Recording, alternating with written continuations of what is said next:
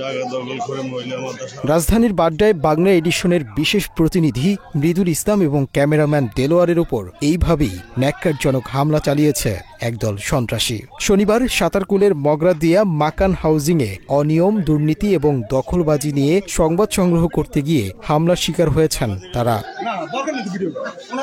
ওই এলাকার video footage এবং তথ্য সংগ্রহের সময় প্রথমে চিত্র সাংবাদিক দেলোয়ার হোসেনকে বেধড়ক মারপিট, বুকে লাথি এবং কিল ঘুষি দিয়েছে সংঘবদ্ধ চক্র। এতে মারাত্মকভাবে আহত হয়েছেন তিনি। দেলোয়ার হৃদরোগের জটিলতায় ভুগছেন, তাই উপর্যুপরি আঘাতের সাথে সাথে মাটিতে লুটিয়ে পড়েন তিনি। এরই মধ্যে প্রাথমিক চিকিৎসার জন্য তাকে নেওয়া হয়েছে স্থানীয় হাসপাতালে।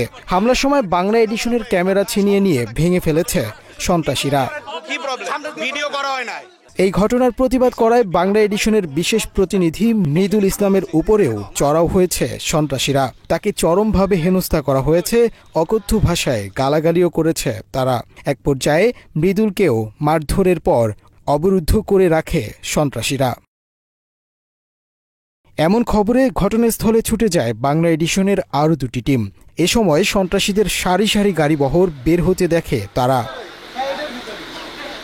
বাংলা এডিশন টিমকে দেখে আবারও ক্ষিপ্ত হয়ে ওঠে সন্ত্রাসীরা। পরে পালিয়ে যাওয়ার চেষ্টা করলে তাদের গাড়ির সামনে দাঁড়ায় টিম বাংলা এডিশন। এ সময় অভিযুক্তদের বহনকারী গাড়িটি বাংলা এডিশনের প্রতিনিধিদের উপর দিয়ে উঠিয়ে দেওয়ার চেষ্টা করা হয়েছে।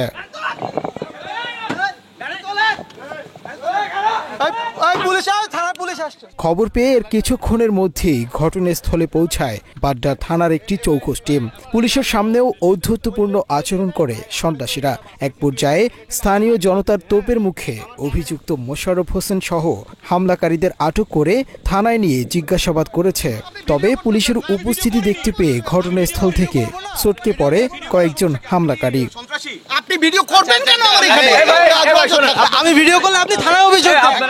এরই মধ্যে এ ঘটনায় বাড্ডা থানায় লিখিত অভিযোগ দায়ের করেছে বাংলা এডিশন কর্তৃপক্ষ।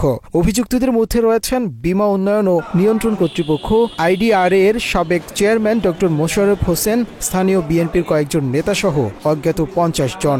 আমরা বাংলা এডিশনের সাংবাদিকদের উপরে হামলার একটা সংবাদ পাই এবং তাৎক্ষণিক আমাদের ডিউটিরত অফিসার ফোর্সকে প্রেরণ করি এবং তারা ঘটনা পরিস্থিতির মোকাবেলা করে এবং সাংবাদিক বৃন্দদেরকে নিরাপদ জায়গায় নিয়ে আসে এবং আমরা হামলাকারীদের থানায় আনি।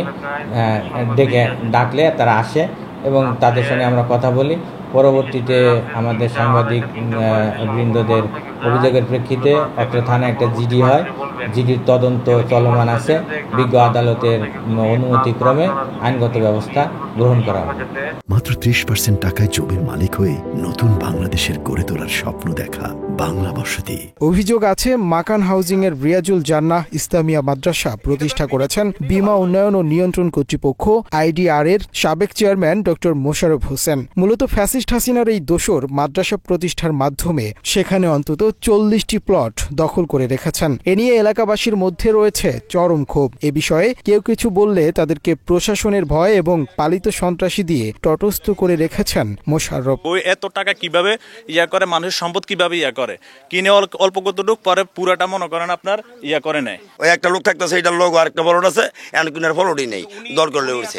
তাই বিস্তারিত অনুসন্ধানে নামে টিম বাংলা এডিশন। এদিন অনুসন্ধানের অংশ হিসেবে বাংলা এডিশনের বিশেষ প্রতিনিধি মৃদুলকে সেখানকার ভুক্তভোগীরা মোশাররফের জবরদখল এবং সন্ত্রাসী কার্যক্রমের বর্ণনা দিয়েছিল।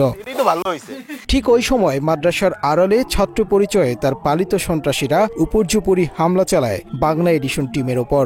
নিউজ শুরু হওয়ার সাথে সাথেই আমাদের উপরে হামলা শুরু। আমাকে তো দু একজন সাংবাদিক হিসেবে চেনে, স্ক্রিনে দেখে, এই হিসাবে আমি একটু আমার দু এক জায়গায় কেটে গেছে, আমাকে মায়ের ধরে একটু কম করেছে। এত বড় রাঘব বল যেহেতু উনি আমার ক্যামেরাম্যানকে বলা যায় পশুর মতো পিটিয়েছে, মানে তাকে মেরে ফেলার একটা চক্রান্ত করেছে। এবং আমাকেও যেসব জায়গায় আমার মানে যে সমস্ত জায়গা বলা যায় যে একটু খুব সেন্সিটিভ, এই সমস্ত জায়গায় আমাকে ওরা আঘাত করেছে। কিভাবে হামলার শিকার হয়েছেন তার বর্ণনাও দিয়েছেন বাংলা এডিশনের চিত্র সাংবাদিক দেলোয়ার। সচিবের যে ড্রাইভার, তার ইন্ধনে সচিবের ইন্ধনেই সচিবের ড্রাইভার গাড়ি থেকে নেমে এসে আমার উপর হামলা করে এবং উনি আমাকে প্রথমে আঘাত করার পরে ওনাই ইন্ধনটা দেয় যে ক্যামেরা ছিনায় নিতে, মেমোরি কার্ড ভেঙে ফেলতে। ক্যামেরা ভেঙে ফেলতে, এমন আমার ক্যামেরা ভেঙেও ফেলছে। ঘটনার প্রত্যক্ষদর্শী বাংলা এডিশনের গাড়ি চালক হাসিমও দিয়েছেন ঘটনার রোমহর্ষক বর্ণনা। এখানে যখন প্রথম আমরা আসছি তো আমাদের প্রতিনিয়ত ক্যামেরাম্যান ভিতরে গেছে, আমি গাড়ির কাছে বসে রয়েছি।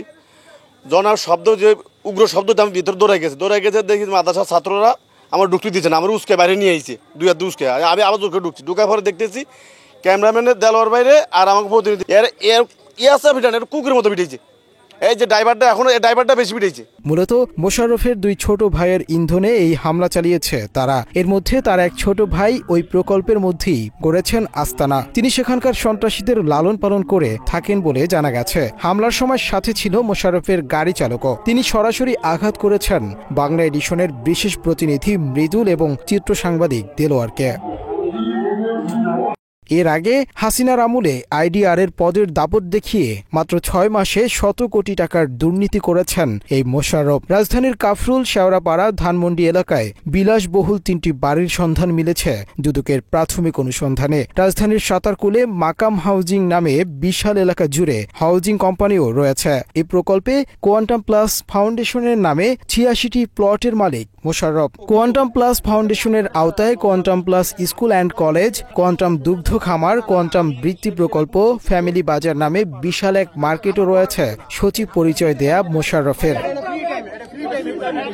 এর মধ্যে দুই প্রতিষ্ঠান রয়েছে মোশাররফ হোসেনের নিয়ন্ত্রণাধীন। জয়েন্ট স্টক থেকে লাইসেন্স নেয়া এই দুটি প্রতিষ্ঠানের নামে বিপুল পরিমাণ অর্থ বিনিয়োগ করেছেন মোশাররফ হোসেন। মাকাম হাউজিং এর ভিতরে কোয়ান্টাম স্কুল অ্যান্ড কলেজ নামের শিক্ষা প্রতিষ্ঠানটি ৫০ বিঘা জমির ওপর গড়ে তোলা হয়েছে।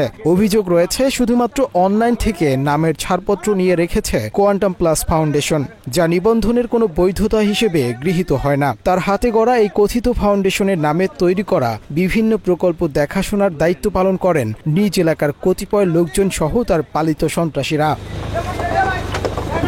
এছাড়া মোশাররফের বিরুদ্ধে একটি বেসরকারি বীমা প্রতিষ্ঠানের কাছ থেকে ৫০ লাখ টাকা ঘুষের অভিযোগের অনুসন্ধান শুরু করেছে দুদক। একই সাথে নামে বেনামে বিপুল পরিমাণ সম্পদ অর্জনের উৎস অনুসন্ধান চলছে। প্রাথমিক অনুসন্ধানে মোশাররফ হোসেনের বিপুল পরিমাণ সম্পদের তথ্যও পেয়েছে দুদক। মুনতাসির তাশরিফ, বাংলা এডিশন।